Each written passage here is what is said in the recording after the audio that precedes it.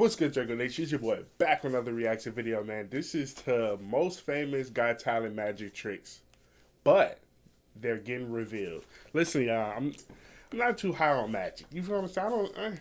It's kind of iffy to me. I feel like it's always a of how to do it type of thing. I think it's just repetitions. You gotta literally keep doing it over and over again to master it, so people won't know that you're doing something behind their back when literally they're standing right there because they're practicing it over and over and over again. That's what I think magic is. But listen, this is the top magic tricks on America's Got Talent. So these are people that literally know what they're doing. But we gonna figure out exactly how it's getting done. Like the video, subscribe to the YouTube channel, man. Let's get right into it. Magic is all about a magician's ability to make everyone shy away from reality. And that's what makes magic tricks a great spectacle to watch. After all this, curiosity is the first emotion which our human mind discovers. Facts. So, be it Andrew Lee's amazing knife-throwing trick, or the famous Matt Franco's bartender trick.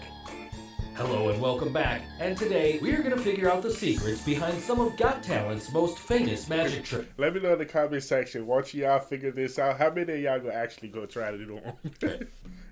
Tell me how it come out for y'all, literally. The first trick, the blindfolded knife and card trick. Andrew Lee, the magician from Malaysia, performed a trick on Britain's Got Talent where he left the audience and judges thrilled and shocked with his amazing knife-throwing card trick. A knife. Here's what he did. Andrew first calls upon the presenter duo Ant and Deck onto the stage, where he asks Deck, one of the co-hosts, to pick a random card from the deck. He tears the corner part of the selected card, keeps the torn card back into the deck, and hands over that deck to Ant, and tells him to throw all the cards in the air on his signal. He then puts a black board around Deck's neck, and tells everyone that he plans to get Deck's random card by throwing a knife through it, blindfolded, with the blade heading straight towards Deck. Come on, tell me how it's done, because it sounds impossible. So, this death-defying act left both the judges and audience terrified with this seemingly impossible trick. So, come on, bro, I need to know. Well, here's the secret. First of all, you should never try such things at home or anywhere else. Please don't try this one, bro. Now, coming to the secret, the card that Deck chose was forced onto him. Also, Andrew never threw the knife. The knife you saw at the target was already pre-installed inside that board with an identical Two of Hearts. So, let's first see how the Two of Hearts card was forced. Alright, I gotta see this. Andrew here used a common technique of forcing a card. After he pulled out the cards from the pack, as you can see here, the bottom card in that deck was the Two of Hearts, and this card was the one he forced onto Deck. So, he intentionally positions that card at the bottom of the deck. Now, using the technique, he first cuts the deck, and in doing so, he applies a pinky break between the Two of Hearts and the rest of the deck. For those of you who don't know, a pinky break is a technique used by card magicians to secretly mark a spot in a deck or slightly lift it up. Initially, he drops the cards slowly, but during the moment when Deck says stop, he instantly drops all the cards under the break and leaves the force card, that is, the Two of Hearts, onto the lower deck. And this is how he forced the card. See, okay, they're saying it's a trick to where you can literally manipulate the card, the person that's choosing the card to pick the card that you want. But what is weird, he the one that said stop. So how would he have got that card to him if he said stop earlier or later? You feel what I'm saying? It would have been a two-person job to manipulate us. It couldn't have been one. Like, that's odd. Thereafter, Andrew rips off the corner part of that card, places the torn card back into the deck, and hands over the cards to Ant so he can throw it in the air. Now you think, what about that Two of Hearts which appeared at the target, as the torn corner piece matched perfectly with that card? Well, for that part, Andrew uses another Two of Hearts which was pre-installed in the board before the act had started.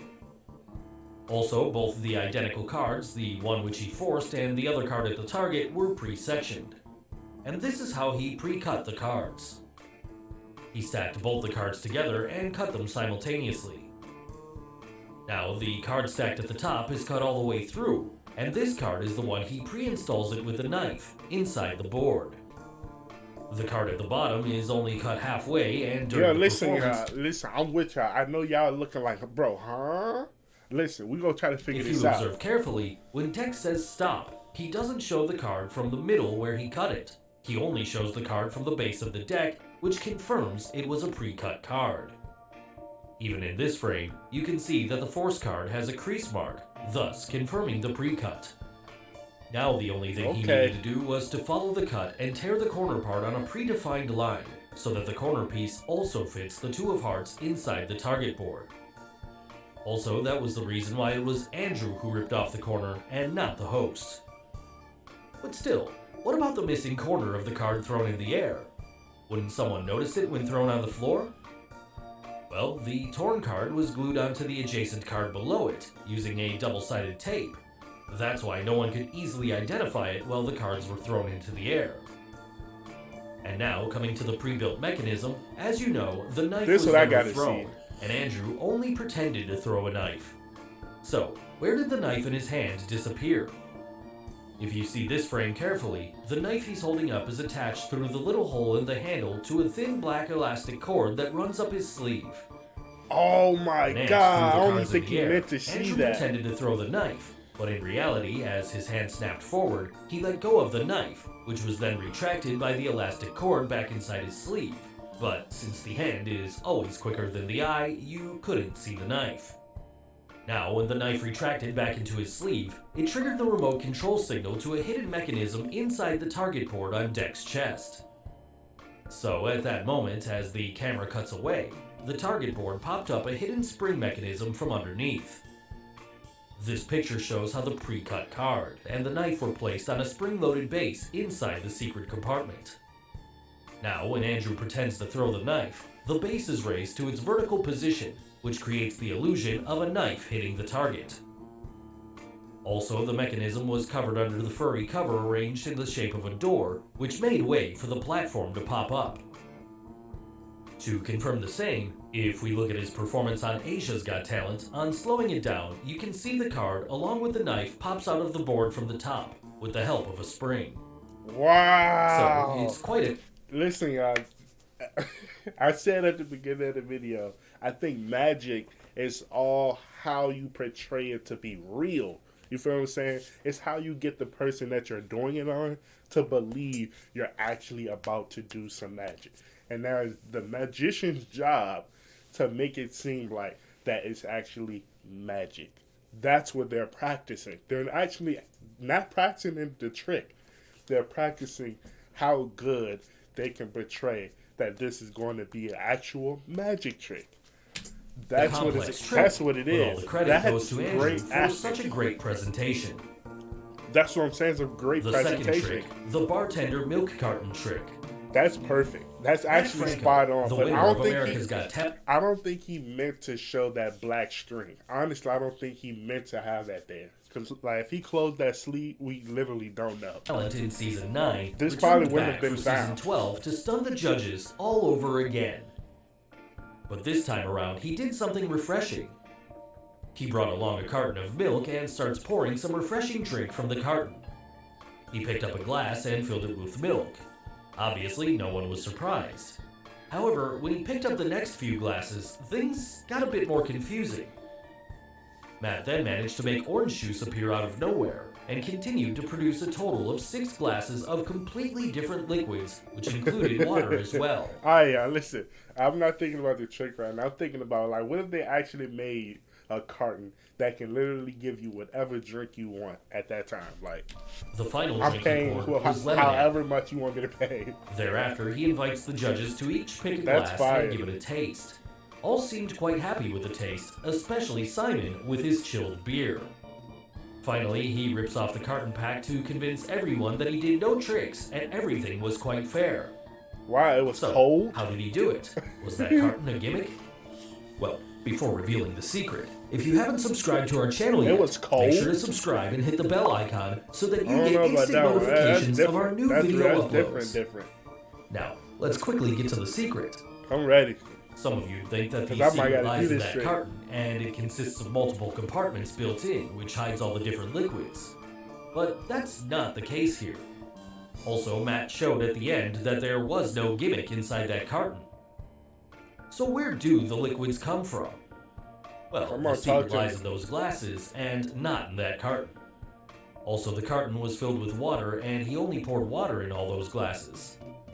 When he picked up each of the 6 glasses, they appeared to be empty. However, 5 of them each had different colored powder placed at their bottom. The only glass which was really empty was the one which he filled with water.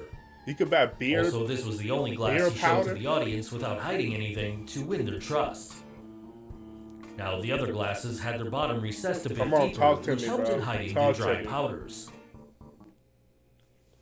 Can't believe that Daniel deal you got me on my insurance. Daniel, State Farm offers surprisingly great rates to that. Also, the viewers couldn't see the powder because Matt held up the glasses by their bottom and concealed it from the audience while filling it up. So it becomes quite obvious. As he poured in the water, it was mixed with the colored powder to create the illusion of milk turning into different colored liquids. Wow. Only the last glass, which contained lemonade powder, was actually drinkable. Also, while pouring water in that last glass, here you can see the water coming out of the carton. Now, except for lemonade, all the other liquids were not drinkable. So, did the judges really taste them? Well, the tray in which Matt placed the drinks was switched with the tray which contained the real drinks. Also, if you observe, after this camera cut, Matt's assistant suddenly came into the picture. So he was the one who secretly switched the tray, while Matt was busy talking with Tyra. But wouldn't And somebody this see that distracted though? everyone towards them. It's no way. It's actually no Unfortunately, way. the camera did not record this moment. Now, if you see this frame, before the switch, the beer had no foam on top of it while Matt was holding it up. However, after the switch, it was a perfect beer with a nice beer head. That's facts. Also, these It two was. frames will confirm that the tray was indeed switched. In the first picture, you can see the level of milk was lower than the water glass. However, when the tray reached the judges' table, the milk and water level looked similar. And this is how the judges succumbed. Once again, y'all, magic is about how good your presentation can be. Now you see how he was talking to the people, and then the assistant is literally right behind him, switching trays. To this amazing illusion. But we so focused on this side. So Like, finally, that's moving so on crazy. to the last trick on our list, the death It's something trap in the escape brain. act. Hiroki Hara, the Japanese magician, once performed a Death thrilling escape trap act on escape. America's Got Talent, which scared everyone around. Oh hell no! Here's what he did. After coming on stage, he first did a quick dress change to amaze the viewers. Thereafter, he goes inside a death trap box with knives placed all over it. The assistants lock him inside that box. The rope which held the box in place was then set on fire. The knives then pierce through the box, thus keeping everyone in suspense. But what do we see? Hara is all safe as he suddenly appears in front of the judge's table.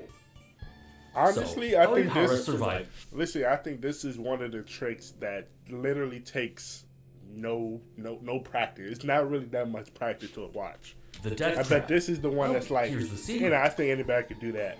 First of all, the knives that pierced the box were custom made and weren't real, so it didn't pose any danger to the magician. Obvious. The trick involved 2 parts. First, the dress change, and second, the escape trick. For the dress change, Hara actually wore 2 costumes. The outer costume, which was the red dress, didn't have any buttons and was only placed as a single piece over his shoulder which held it in place. So all Hara did was to remove that costume by pulling it aside after he raises up the curtain. I mean, And this that reveals wasn't. the black I'm dress pretty sure underneath. anybody would have thought of that. I Coming don't to think the you could escape just sit part, there and just. the death trap box had 2 change the secret whole compartments wardrobe. built inside. Also, there was another assistant hiding inside the back compartment, and there was enough space at the base of the box where he can position his legs. So now you must have guessed it. When Hara bowed down after getting into the box, at the same time, his assistant put his right hand out. And when Hara was completely inside the box, the assistant put out his left hand. Also, there is a secret door beneath the box which makes way towards the staircase placed below the box. Yes, that staircase is hollow, and Hara got down there. So it was his assistant whose hands were locked, Now Hara is inside that staircase, which the stage assistants then moved aside before setting the box on fire. Also, since it was all dark on stage, the steps were put aside at a place where Hara easily got out and crawled towards the judge's desk. Now, when the other person's hands were freed and he was all safe inside the back compartment, he pulled up a latch inside the box to make the birch rope fall and the knives to pierce through the box. It's a cool trick. On close inspection, no one was found inside. But it takes a lot of people and a lot of effort never to left get the this box one and built went through safely right. to the back as he covers himself with a blackboard inside. Finally, Hara reveals himself to stun everyone around with this awesome illusion. So guys, hope you got the secrets behind Got Talent. Alright, y'all, listen, that's the end of that video, man. If y'all want me to react to more magic tricks or y'all favorite magicians that y'all probably think is real, that we might can debunk, let me know in the comment section. Like the video, subscribe to the YouTube channel, man. See y'all next video, y'all. Peace.